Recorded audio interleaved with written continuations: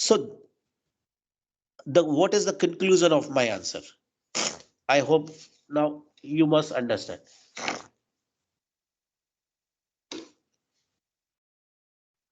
A periodic signal can be split in what? These are into its Small harmonic periodic signals. summation of your harmonic. A periodic signal can always be represented in terms of the harmonics of its fundamental frequencies. Now depends whether these harmonics can be even, these harmonics can be odd, or sometimes this is even and odd also, Sir, right? what is the meaning of even or odd harmonics?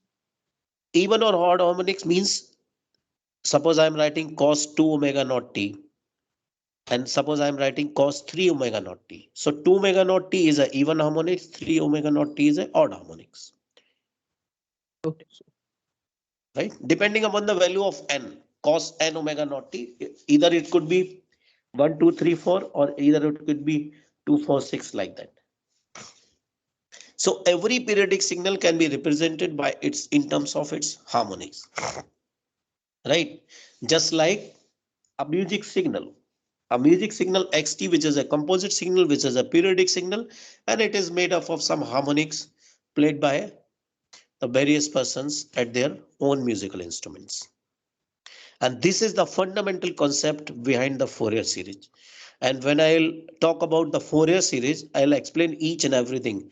Why the Fourier have founded this series, why they have made, and why they have expressed in terms of cos and sine. And you can do the experiments on MATLAB also. There you can simulate a same time period signal which can be expressed in terms of various harmonics. Okay, is it clear to everybody? Yes, Yes, sir. sir. Yes, sir. Right. Now coming to the next,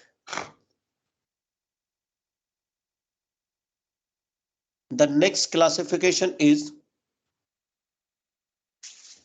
even and odd signals, or sometimes even signals are known as mirror symmetry, or odd signals are known as anti-symmetric or rotated symmetry. So even signal, the condition is, you already know that xt must be equals to x of minus t for all values of t. And for odd signals, xt must be equals to x of minus t, x of minus t will be equals to minus of x of t. Odd signal must be always 0 for t equals to 0 and n equals to 0.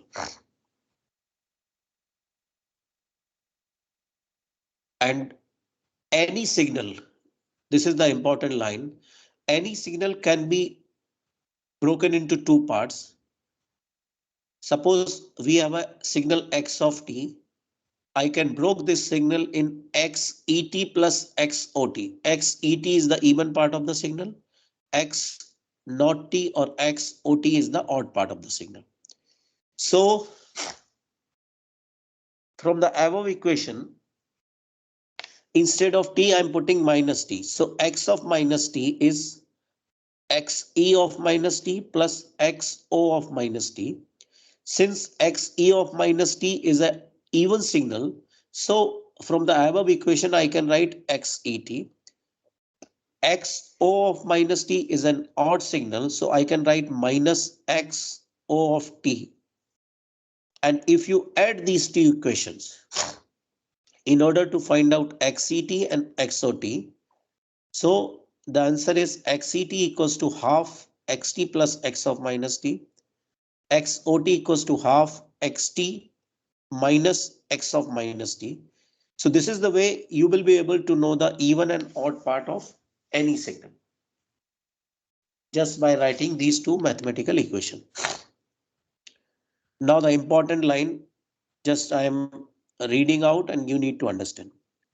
A complex valued signal x of t is called the conjugate symmetric. Complex valued means, suppose a signal is represented by a complex number. Let's say xt equals to 80 plus jbt. So a complex value signal is said to be complex symmetric, or sorry, conjugate symmetric if x of minus t is conjugate of x of t. So let's say we have a signal x of t is at plus jbt.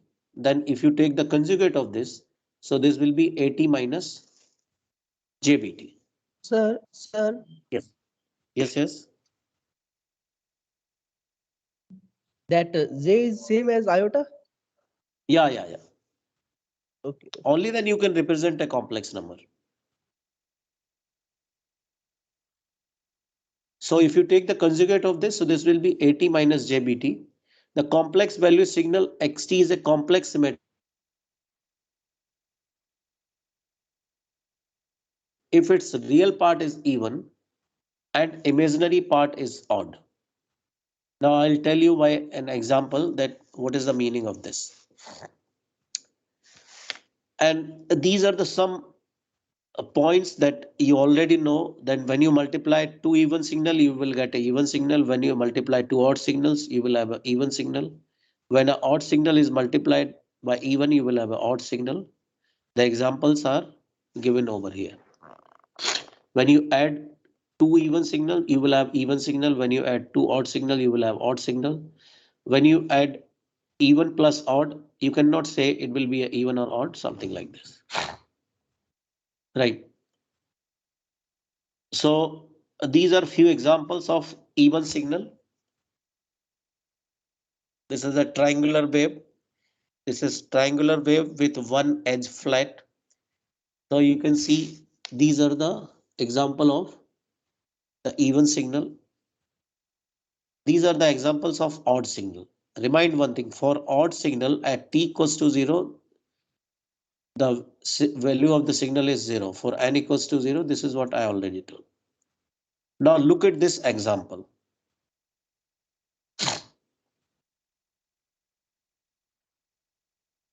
We have a signal on the left hand side. What type of signal this is? Non-periodic? No, here I'm talking about even and odd. It's even. Even. Even It's signal. even. It's even. What about right side? It's odd. It's Not even normal. now if I'm going to combine these two signals in order to make xt equals to x1t plus jx2t.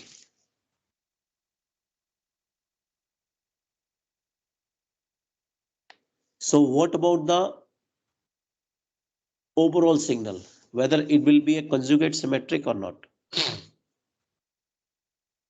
Sir, please repeat the question again. See, this x1t is what type of signal? It's even, sir. It's even. On the right Yeah. side, this is Odd. odd. So we are going to make another signal xt with the help of these two signals x1t and x2t. The signal is x1t plus jx2t. Then that will be a conjugate signal. So I'm asking whether this will be a conjugate symmetric or not. Yes, sir. It will be a conjugate symmetric. Conjugate symmetric. So in other way, what you can say, in order to have a signal conjugate symmetric, what should be the condition? Sir, the part Real part containing J should be Yeah, real part has to be even. even. even and the imaginary part is Imaginary part odd. odd, Odd. right? This question we can frame in another way also, right? We can frame this question in this way also. If you combine these two signal like this, what kind of symmetry they are having? So if you are aware with these two things, that if the real part is even and the imaginary part is odd, the signal must be conjugate symmetric, right? Now this is the question for you. Write down the question. Xt equals to e to the power minus t ut.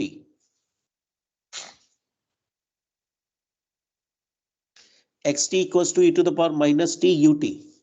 Find out the even and odd part of this signal.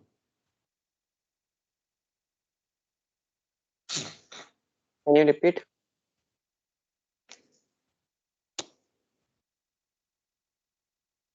Can you see the screen?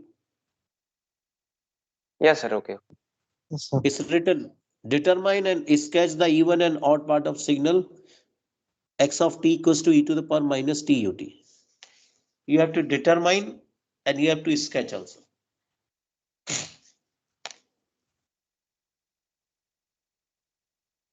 So how is look like e to the power minus e to the power minus t ut? How does it look like?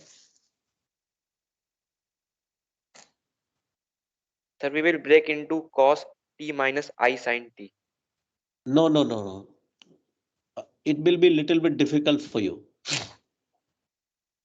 You can directly do that.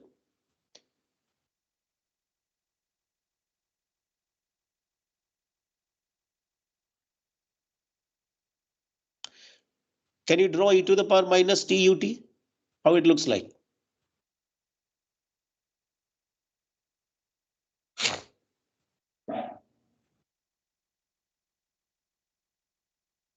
Yes.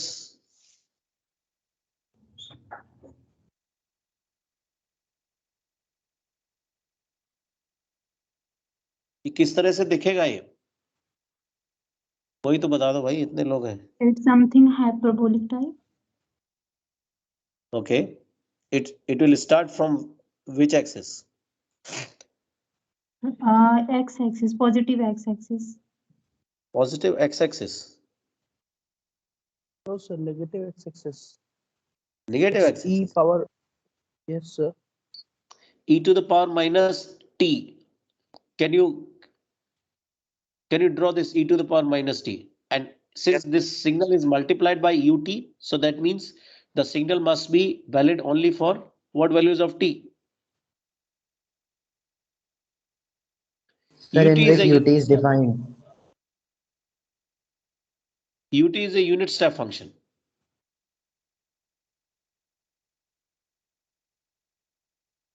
Only positive terms. Yeah, in first quadrant. So it will start from Exponentially decay. Zero. y-axis. Why? And Yeah, it it will will start from y-axis and exponentially go to decaying zero. towards. Yeah, 0. yeah, something like this.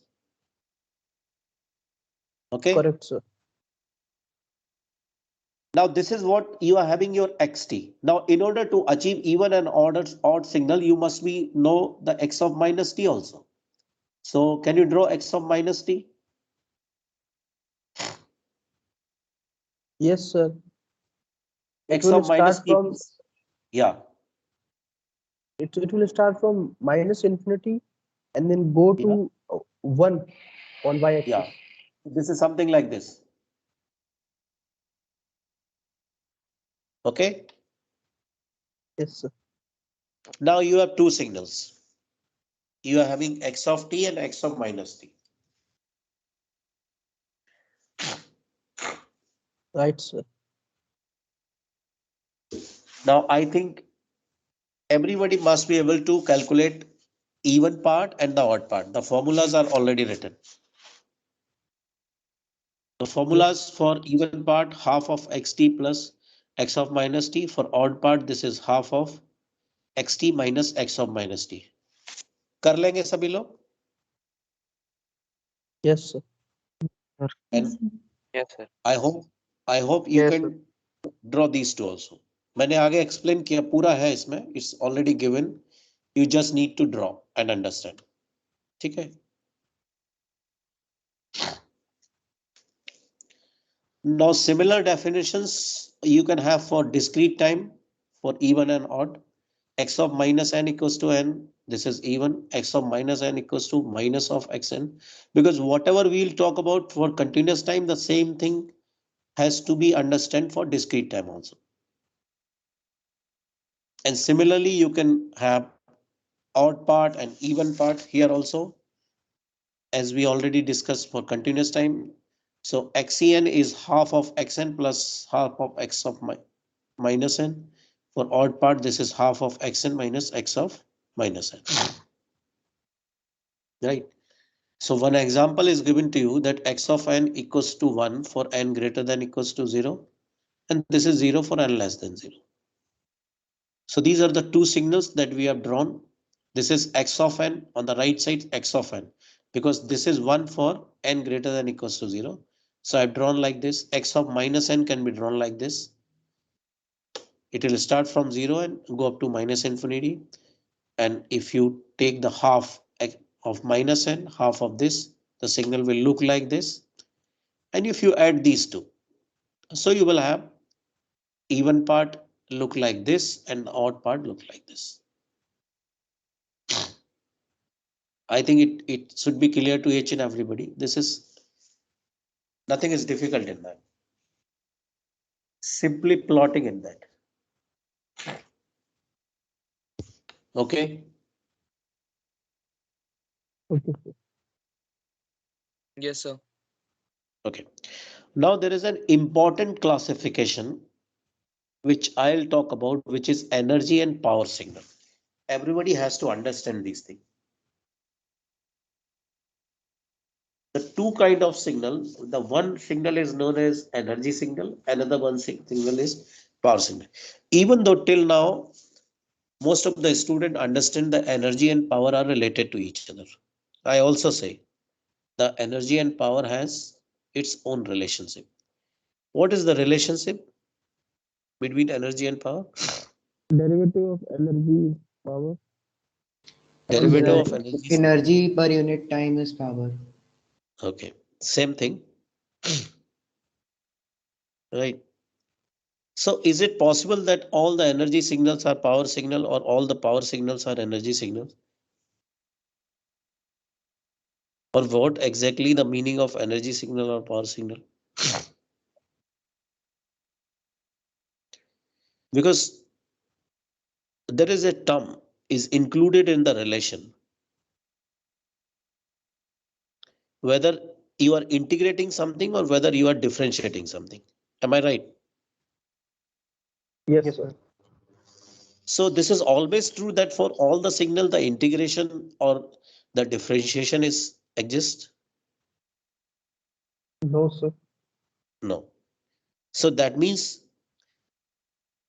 there has to be a certain condition which will define whether the signal is an energy signal or power signal. That depends upon the condition, which is same applied for the integration or the differentiation.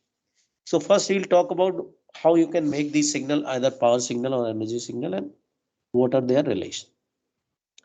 So let us suppose we have a voltage source VT which is applied across a resistance R and which is producing a current I and the instantaneous power. There are two words generally we use, the instantaneous power or the average power. Do you know the difference between instantaneous power and the average power? Yes, sir. Yes, what? Sir, So the time duration dE in by which the work dt is is done, they instantaneous are power. Yes. Sir, dE by dt is instantaneous power, and E1 plus E2 by T, sorry, E1 minus E2 by T is average power using by formula. No. Anybody else? So if we take power over some time, like Yeah, 1 or yeah. 4 Very seconds, nice. that is average. Some time means what? What is the time? The time has to be a most of the time. This time is a period of that signal, right? We are Yes, taking the sir. average over a period of. But this is not always necessary that it has to be a time period of the signal, but a certain time interval. You can say certain time interval, right? So at any instant, you are measuring the power at any instant for any value of t, which is known as the instantaneous power. But over a time of period or over a time of interval, you are taking the power which is known as your average power, right?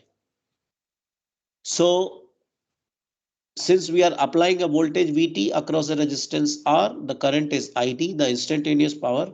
You must be knowing the formula that V square T by R or I square T into R, that is designated by PT. PT is the instantaneous power. Now let us suppose we are considering this PT for R equals to 1. So for R equals to 1, what is the formula for PT? Sir, there should be. So V square Oh, T. oh, It is V V square square T T or I square T, right? So what we are doing, we are normalizing this instantaneous power with respect to R equals to 1, or we are taking some standard value, or we are having some reference value in order to make this instantaneous power in a symmetric form. Symmetric form in the sense, if either I write V square T or either I write I square T, right? Whether it is a current or whether it is a voltage, the PT is always square of that for R equals to 1. Right? Now, why I'm doing so? Because now I'm going to replace this VT or IT by another signal, which is your X of T. Right? So I'm reading few lines you need to understand. In signal analysis, it is customary to express instantaneous power of a signal xt as PT equals to X square T. Right? If you do, yes, sir. or if you just I need to complete one line, then you can ask. If you go for the analysis of voltage and current and power in terms of circuit theory, then of course we will express this thing by VT, IT or PT. What here in signal, we have a customary that irrespective of whether this is a voltage or current, we are measuring the power or the instantaneous power of a signal, let's say xt. Xt could be anything, either it is VT or IT, that PT is X square T, by making the concept in the mind that R is always 1. Or you can say this is a normalized instantaneous power, and the normalization is being done with respect to R equals to 1. Now you can ask.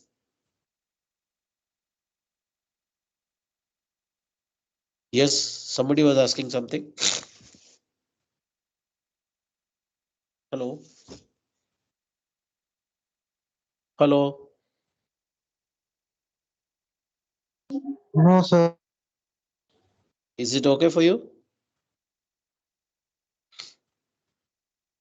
Yes, sir. Yes, sir. Okay. So regardless whether the signal is a voltage or current, now from today onwards, for signal and system is concerned, I'll express this instantaneous power by X square T, right? So for a continuous times real valued signal X of T, the normalized energy, the word normalized energy, why I'm using the word normalized energy or the normalized power? Because the normalization is being done with respect to R equals to 1. Right? The normalization is always being done with respect to some reference value. It could be of anything. The reference could be of anything. Here the reference is R equals to 1. So the normalized energy E, or the physical energy of a signal, is limit t tends to infinite minus t by 2 to t by 2 over a period of time, x square t dt, or I can write minus infinite to infinite x square t dt, right? And the average power, if I talk about the average power of X of t, of course the average power is over a period of time.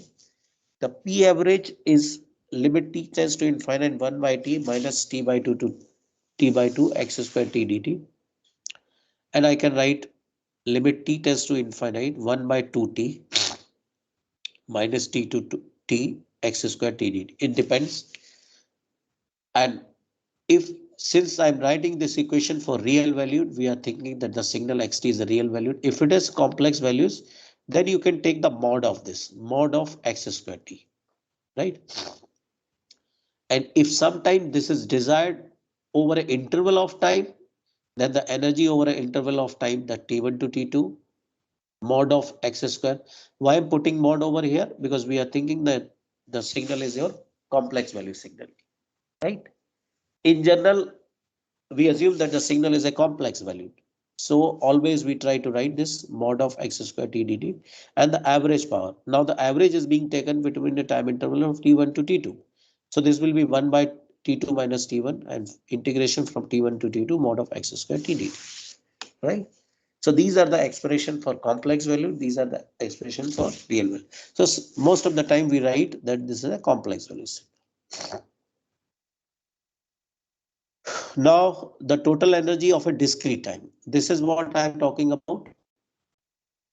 Continuous time. For a discrete time, the similar expression you can write for minus, because in discrete time we need to have the summation instead of integration. We have summation because this is a discrete signal. So minus infinite to infinite x square n or minus infinite to mod of x square n, because for complex value signal. And for average power, this is limit of n tends to infinite 1 by 2n plus 1 or minus n to n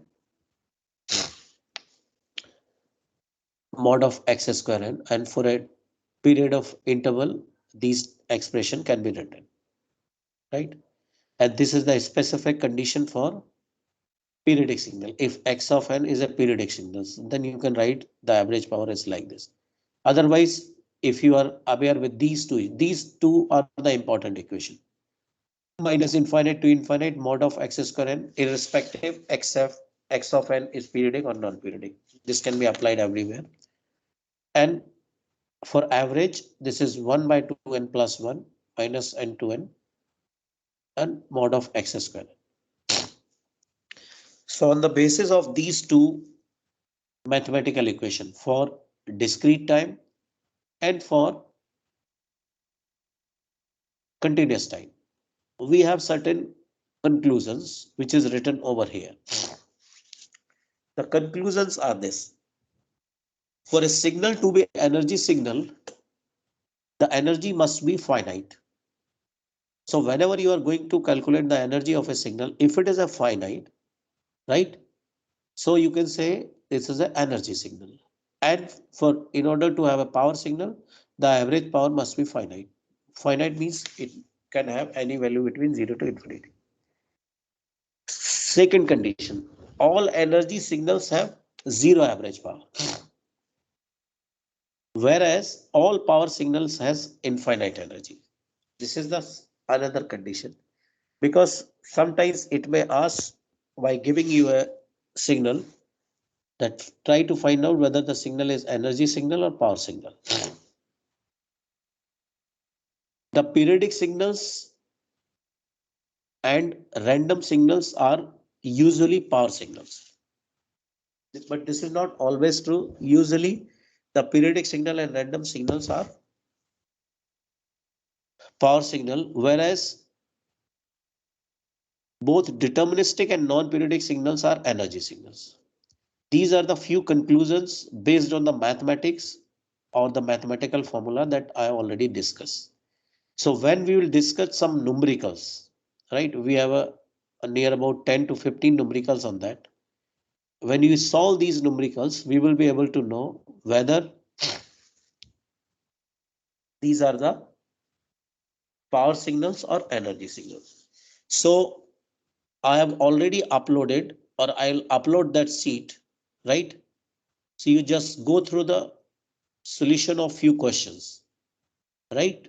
Whatever is giving on the sheet, and in the next class, I will discuss this question first and then we will move further. So this completes your classification of signals, right?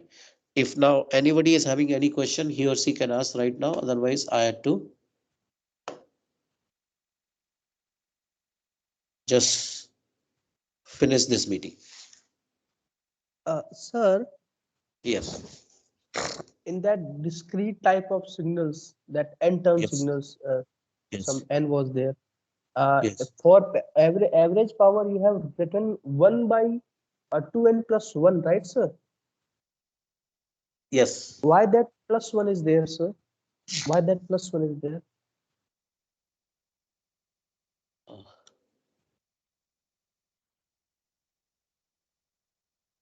See, the limits I have chosen, that is minus n to n.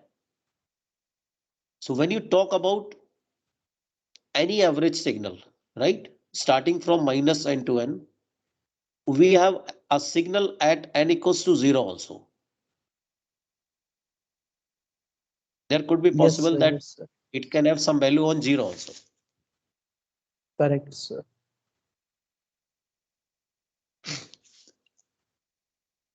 That is why that plus one is there, right, sir? Yeah, yeah.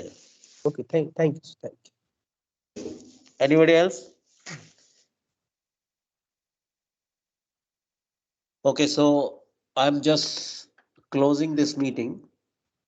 Thank you all. From the next week, we will have regular classes, regular assignments and all that.